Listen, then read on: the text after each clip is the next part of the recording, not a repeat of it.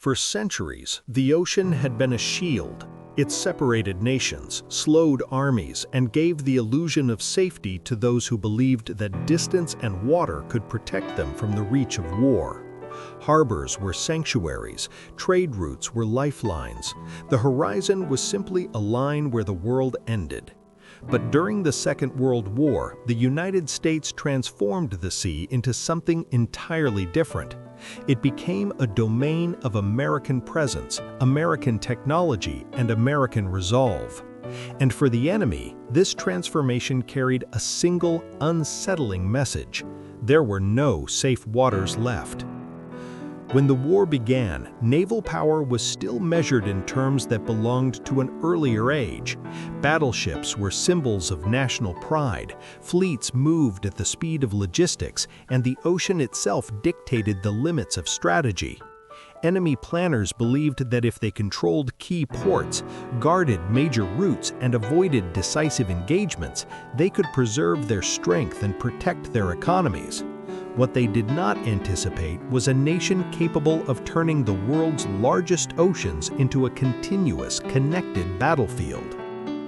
The first sign that something had changed came not from the thunder of guns, but from the quiet appearance of American aircraft carriers beyond the horizon.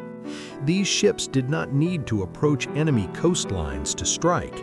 They did not need to reveal themselves to be effective. They carried their power with them, hidden in the form of aircraft that could rise from the sea itself. For the enemy, this created a new kind of fear. Attacks no longer came from visible fleets. They came from empty water, from skies that had no obvious source. Enemy naval officers reported a growing sense of uncertainty. They could no longer read the ocean the way they once had. A calm horizon meant nothing. Clear weather offered no reassurance. At any moment, aircraft could appear, strike with precision, and vanish back into the distance, leaving behind destruction and questions. Where did they come from? How far away were they now? Could they be stopped before they returned? The American aircraft carrier became more than a ship. It became a presence, a floating airfield that could move, hide, and strike at will. Entire enemy strategies were forced to change in response.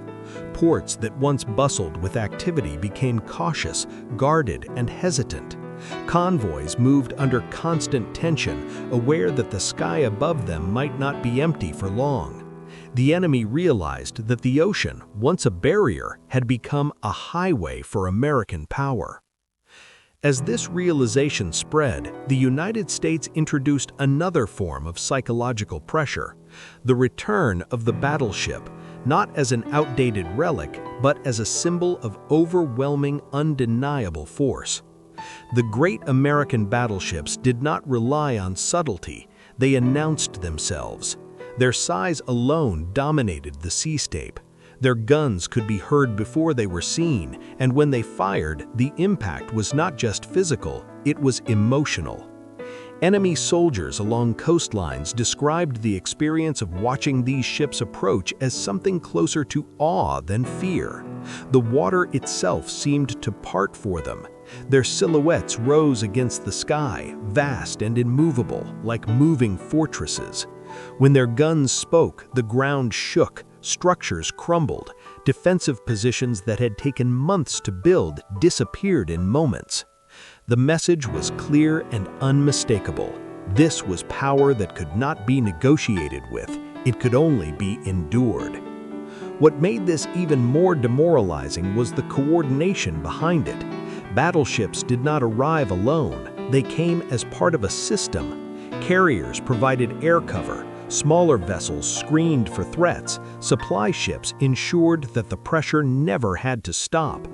The enemy was not facing individual ships. They were facing an entire naval machine, one that could sustain operations far from home for as long as necessary.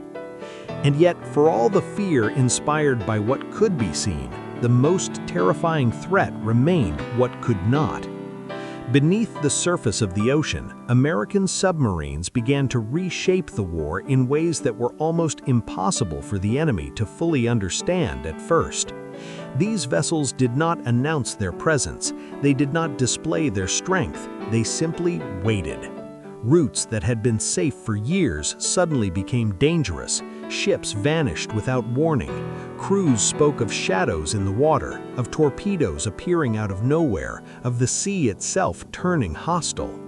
For enemy sailors, this created a new kind of stress. Every journey became an exercise in tension. Every sound below deck raised questions. Was it the ship's own machinery or something following them?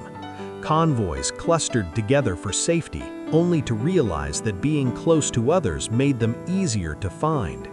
The ocean, vast and open, offered no place to hide from something that could move silently beneath its surface.